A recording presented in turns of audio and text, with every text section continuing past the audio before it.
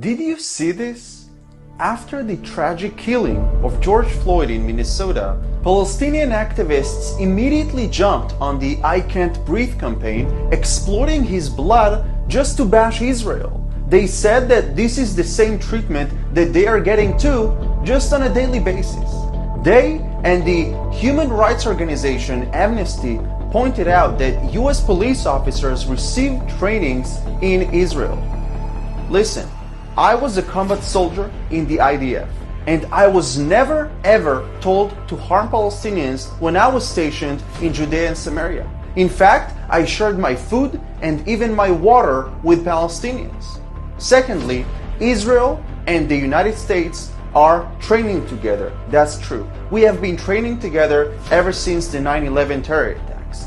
But we train to fight terrorism, to win the battle against those that want us to stop breathing. We don't train to be racist, we train to save lives, regardless of color, race, religion, or gender. And in the same way that we train together, the United States is also training in other countries and with other forces. But somehow, Israel is always the one to be blamed. Don't these activists have a tiny bit of respect for George Floyd's family? Do they even care? Why is Amnesty so eager to find a connection between George Floyd's death and Israel? Why let this tragedy serve a political campaign against Israel? Anything bad that happens around the world, they always find a creative way to tie it to Israel. But the fact that Israel develops a cure to COVID-19, a pioneer in innovation, technology, medicine, and just about a blessing to the entire world, they never mention these facts. This is called hypocrisy. This is called a blood libel. There are bad cops that make wrong decisions, but it doesn't mean that all police officers are like that, and it surely doesn't mean that Israel stands behind it.